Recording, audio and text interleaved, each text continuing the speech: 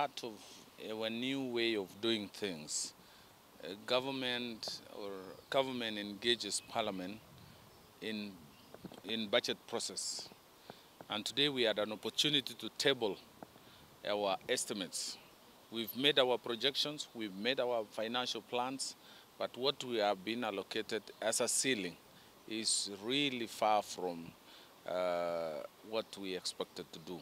Remember, cooperatives and MSME is the engine, is the heartbeat of this of our government. We're talking about hustlers. We are talking about potato farmers in Olkalau who need a cold storage to aggregate their potatoes and also protect it from post-harvest losses.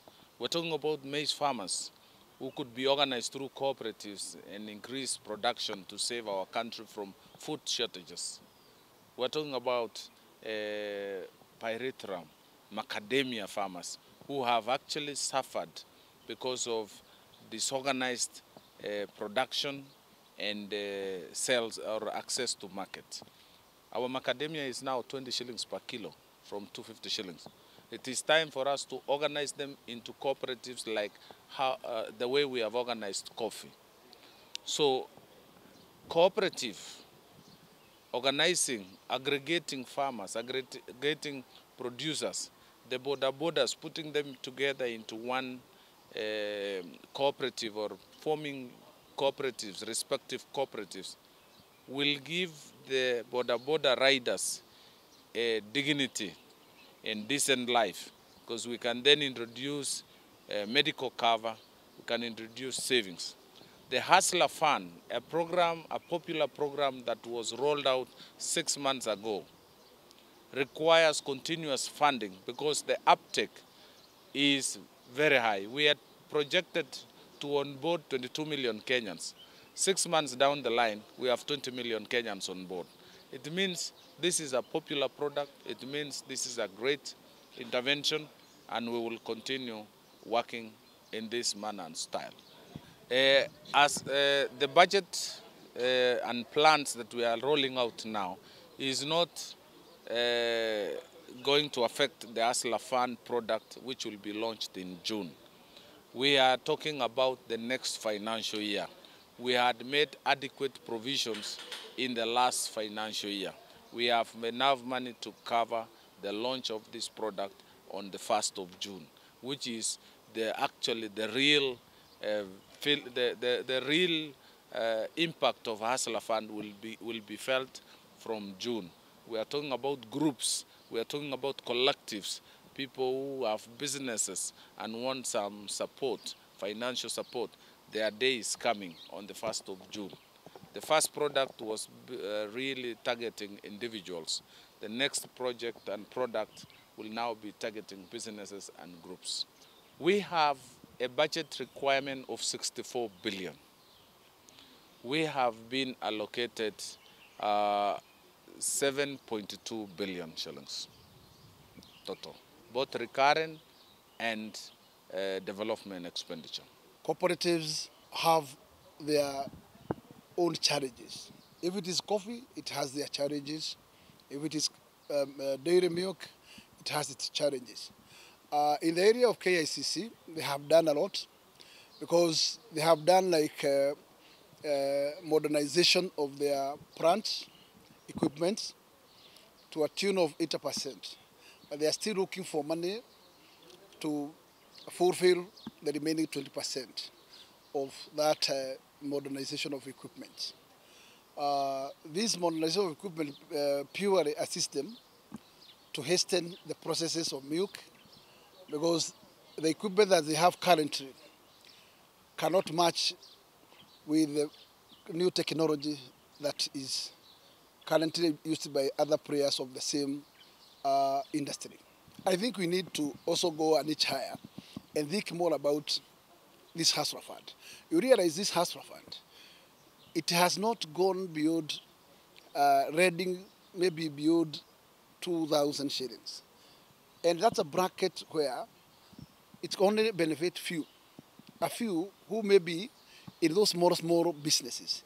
If it's somebody who is an SME who does maybe a business of maybe tomatoes, maybe a tomato bag, a full bag of tomato of potatoes is something to do with 5,000.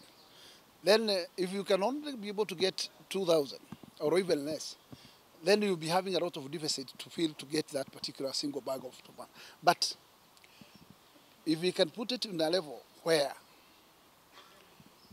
we can allow the SACCOs to borrow from the kitty, then the SACCOs, they can be able to lend to their members.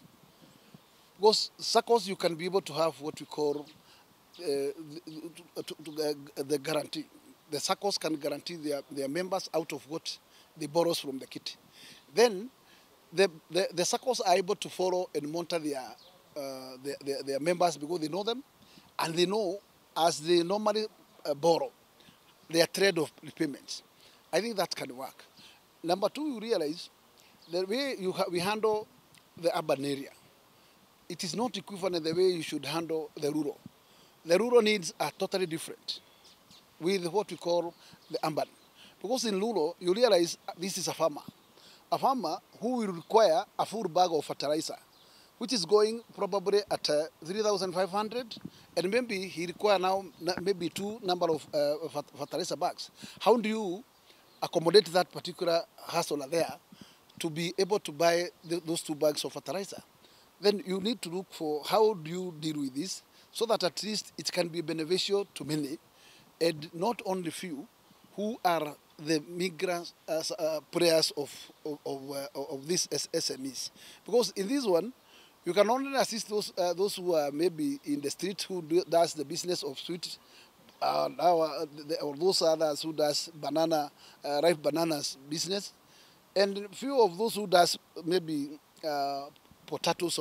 But we have another middle size of business players which are left totally out of this. We have to find a way of prioritizing our programs and activities within the ceiling which we have.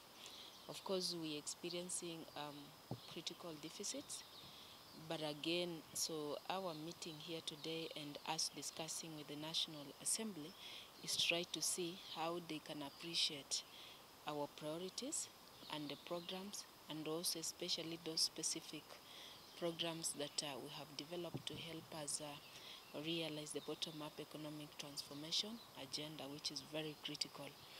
And as you know, this is the first time that in this country, since independence, that we are having a state department that is focused on MSME sector development.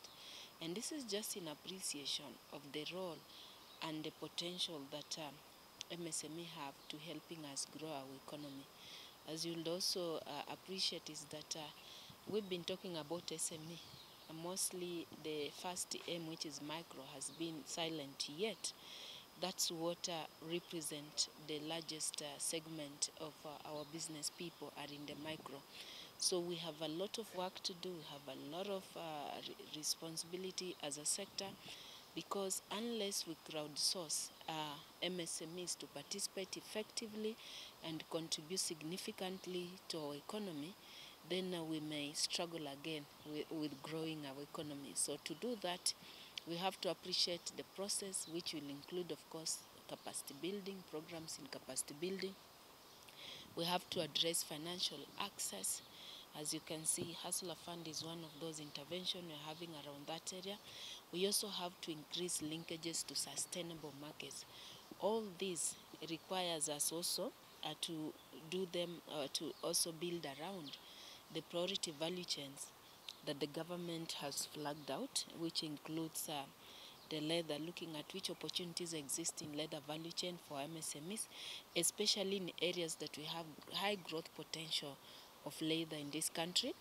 We are looking at what opportunities are in dairy, and of course dairy sector has shown that we have opportunities for export. So looking at how can we crowdsource, how can we mobilize MSMEs who are farmers in that particular sector, and helps also develop viable enterprises for them. Because it's no longer just about giving financing, but it's about also supporting them with the right skills and knowledge, technology, and also ensuring that they are properly linked to a sustainable market.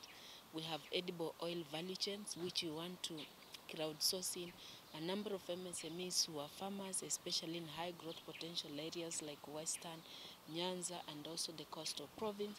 And if we get as many people participating in that, especially to promote production of edible oil raw materials, then we are likely also it will have a ripple effect on reducing over-reliance on importation.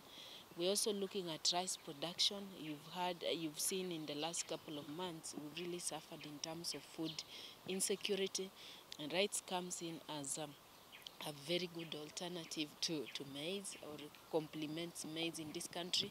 So even when we are facing shortages in maize, we are able to complement with rice. We have massive areas in this country for rice production, so we want to see how do we put a renewed focus on that. Again, this means, like enticing farmers, giving them access to inputs, and just aggregating them in entities that can enable them access financing, access markets.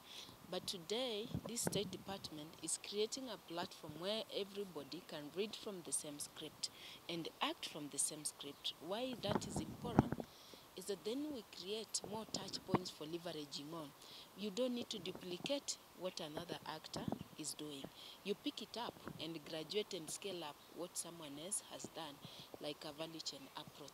So that's why we need more financing, for aligning, for coordination, and just making sure there is some sort of efficiency in our intervention and result-oriented. It's very critical, because if you look at the better, like I said, this State Department is one of those that speaks directly to implementation of the bottom-up economic transformation agenda. And one of the significant commitment that the administration made was to enhance financial inclusion, to warn those who are at the bottom of the economic pyramid, that are not served, that are unbanked or underserved, where a majority of Kenyans again reside. But again, also where we have a lot of opportunities for economic empowerment. Also just bearing into consideration that we are heavily an agricultural economy, so opportunities are at the grassroots level. However, those people, even if they are participating in the economy, they are doing it at a micro level, which does not give them bargaining power to access financing that is required, and in this case affordable credit, and also access the market.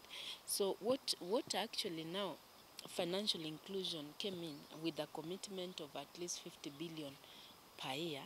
It came in just to make sure that we can open up space for those people.